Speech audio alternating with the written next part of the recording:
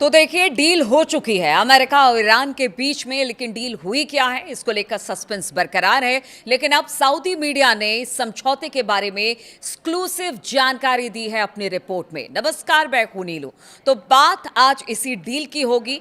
देखिए, जो अमेरिका और ईरान के बीच शांति समझौता था, शुक्रवार को जिनेवा में इस पर हस्ताक्षर होगा और हर कोई ये जानना चाहता है कि इस डील में क्या क्या शामिल है।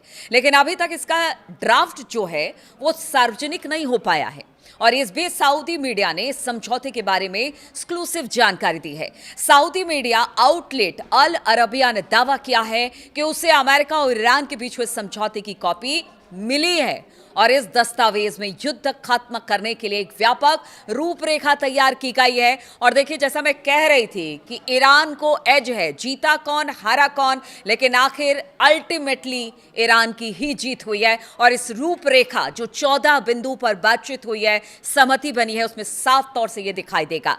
पहली बात, जो पहला बिंदु अल अरबिया ने रखा है, अल अरबिया का दावा है कि इस ड्राफ्ट में लेबनान समेत सभी मोर्चों पर लड़ाई को तुरंत और हमेशा के लिए खत्म करने की बात कही गई है। साथ ही इसमें प्रतिबंधों में ढील, अमेरिकी सेना की वापसी और परमाणु प्रतिबद्धता से जुड़े कदम भी शामिल होंगे। यानी 2 कदम आप चलिए, 1 कदम हम चलेंगे, इस तरह की बात अब अल अरबिया ने अपनी रिपोर्ट में कहा है। यानी कि लेबनान के बॉर्डर पर जिस तरह से इजराइल या नेतन्याहू अड़े हुए हैं, अब उनकी बात को कैसे डील करेगा अमेरिका और कैसे संभालेगा नेतन्याहू को, यह तो अमेरिका के ऊपर है। क्योंकि जो 14 बिंदु पर बातचीत हुई है, सहमति हुई है, उसमें लेबनान में युद्ध करना और तमाम मोर्चों पर एक साथ लड़ाई खत्म करना शामिल बताया गया है। साथ ही इसमें प्रतिबंधों में ढील, यानी कि जिस तरह के प्रतिबंध ईरान पर पिछले काफी समय से लगे हुए थे, उस पर भी ढील की बात हुई है।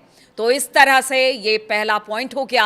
अगर अल अरबिया की बात की जाए तो उन्होंने बताया कि समझौते के तहत अमेरिका ईरान पर नौसैनिक नाकेबंदी तत्काल हटा लेगा। और आज सुबह ऐसी ही तस्वीर सामने आई है जब बेखौफ होकर कुछ जहाज यहां से निकल गए हैं तेल और गैस को लेकर। कल भी हमने देखा था एक जहाज गया था जिस पर डोनाल्ड ट्रंप ने एक्स पर सोशल ट्रूथ पर लिखा था कि देखिए, अब पुराने समय और पुराना दिन लौट आया है, जहाज यहां से निकल रहे हैं। और आज सुबह भी कुछ ऐसा ही देखने को मिला जहां पर बिना रोक टोक, बिना खौफ के यहां पर जो जहाज थे वो निकलते दिखाई दिए हैं। और इसलिए कहा यह जा रहा है कि देखिए, नाकेबंदी बहुत जल्द अमेरिका हटा लेगा और ईरानी समुद्री रास्ते में हस्तक्षेप खत्म कर देगा। इसमें यह भी कहा गया है कि अंतिम समझौते पर हस्ताक्षर होने के 1 महीने के भीतर भीतर अमेरिकी सेनाएं इस इलाके से हट जाएंगे। चूंकि देखिए, 60 दिन का बातचीत का पूरा टाइम रखा गया है, हर एक मुद्दे पर बातचीत होगी, विस्तार से बातचीत होगी, पॉइंट दर पॉइंट बातचीत होगी, लेकिन 1 महीने के भीतर भीतर अमेरिका को नाकेबंदी यहां से हटानी पड़ेगी। अब अगर तीसरे बिंदु की बात की जाए तो ईरान और अमेरिका एक दूसरे की संप्रभुता और क्षेत्रीय अखंडता का सम्मान करेंगे और एक दूसरे के आंतरिक मामलों में दखल बिल्कुल नहीं देंगे। इसका मतलब यह हुआ कि ईरान अगर कह रहा है कि हम एक संप्रभु देश है, हमारे मामले में अमेरिका दखल ना दे। पीछे हमने देखा था किस तरह से सड़कों पर जो विद्रोही थे वो ईरान की सड़कों पर उतरे। ईरान की सरकार ने कहा कि ये हमारा आंतरिक मामला है, हम इसको देख लेंगे, हम इसको खत्म करेंगे, हम बातचीत अपने लोगों से करेंगे। आप कौन होते हैं दखल देने वाले? क्योंकि डोनाल्ड ट्रंप ने कहा था कि आप लड़ते रहिए, हम आ रहे हैं। तो ये तो साफ तौर से दखल देना हुआ था।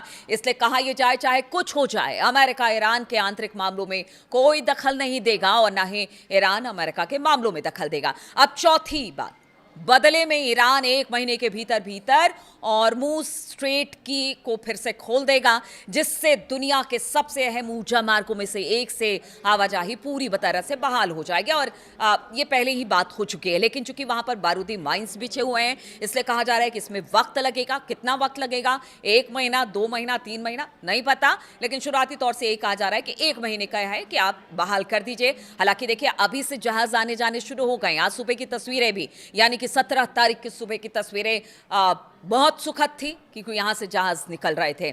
और इसलिए कहा यह जा रहा है कि एक जो अभी सेफ कॉरिडोर दिया था ईरान ने, उसी के जरिए भी आगे बढ़े हैं, लेकिन पूरी तरह से हॉर्मुज़ स्ट्रेट खुलने में थोड़ा टाइम लगेगा। और इस फ्रेमवर्क के अहम हिस्से में ईरान के पुनः निर्माण की योजना भी शामिल है। देखिए, ये भी एक बड़ी बात है, पुनः निर्माण की बात हो रही है। हालांकि इसको लेकर ये कहा गया कि ऐसा कुछ नहीं है और पैसे अमेरिका नहीं देगा, लेकिन रिकंस्ट्रक्शन की बात भी ईरान की हो रही है।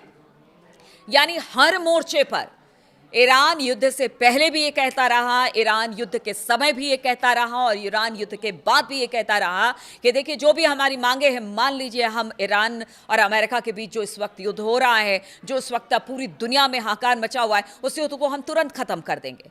और देखिए जो नुकसान अमेरिका ने पहुंचाया ईरान में, अब उसको लेकर भी उसे भरपाई करनी होगी। और इस डील में ये जो रिकंस्ट्रक्शन की बात है उसका भी मुद्दा उठाया गया है और बताया जा रहा है कि इसके लिए पैसे मिलेंगे पुनः निर्माण के लिए ईरान के, और इसके लिए अमेरिका और क्षेत्रीय सहयोगी कम से कम $300 अरब की फंडिंग करेगा। हालांकि कल डिनायल मोड पर दिखाई दे रहा था, लेकिन अगर इस रिपोर्ट की बात की जाए तो इसमें साफ तौर से कहा गया है कि इस $300 अरब की फंडिंग की बात है ईरान के रिकंस्ट्रक्शन के लिए। हालांकि देखिए शुक्रवार तक का इंतजार करना पड़ेगा, अभी तो तरह तरह की रिपोर्ट आ रही है, लेकिन अगर इस रिपोर्ट की माने और जिस तरह से उन्होंने कहा कि एक्सक्लूसिव रिपोर्ट है, तो फिर तो ये तो बहुत बड़ी बात होगी कि ईरान हर मोर्चे पर आगे बढ़ गया, अपनी बात मनवाने में कामयाब रहा। ईरान इसे युद्ध के हर जाने के रूप में प्रदर्शित कर रहा है और इस समझौते की पूरी तरह से ये छठा बिंदु है, इसको ध्यान रखेगा। इस समझौते के पूरी तरह से लागू होने के बाद ईरान पर लगे अमेरिका के सभी मौजूदा प्रतिबंध हटा दिए जाएंगे। इसमें संयुक्त राष्ट्र सुरक्षा परिषद, यूएनएससी और इंटरनेशनल एटॉमिक एनर्जी एजेंसी यानी IAEA के उपायों से जुड़े प्रतिबंध भी शामिल बताए जा रहे हैं। वहीं 7वें बिंदु की बात की जाए तो अल अरबिया के अनुसार, देखिए एक बात तो स्पष्ट कर दें, ये ईरान की कोई अखबार नहीं, कोई न्यूज़ एजेंसी नहीं है, ये अल अरबिया है और उसकी तरफ से ये अगर रिपोर्ट आई है तो उसमें कुछ ना कुछ तो सच्चाई होगी। अल अरबिया के अनुसार ईरान के कच्चे तेल के निर्यात को पूरी मंजूरी मिल जाएगी, जिसमें ग्लोबल बैंकिंग, इंश्योरेंस और शिपिंग सिस्टम तक पहुंच शामिल बताया जा रहा है। क्योंकि अभी देखिए अमेरिका ने जिस तरह से प्रतिबंध लगा रखा था कि यूरोपियन यूनियन है वो ईरान से तेल नहीं खरीद रहा था, इधर अमेरिका नहीं खरीदा, भारत पर दबाव बनाया जाता, चीन, रूस सब पर दबाव बनाया जा रहा था, लेकिन अब ये बताया जा रहा है कि अब यहाँ से कच्चे तेल का जो व्यापार है वो शुरू हो जाएगा। ग्लोबल बैंकिंग, इंश्योरेंस और शिपिंग सिस्टम तक पहुंच इसमें शामिल बताई जा रही है। आप समझिए ईरान को कितना फायदा होगा।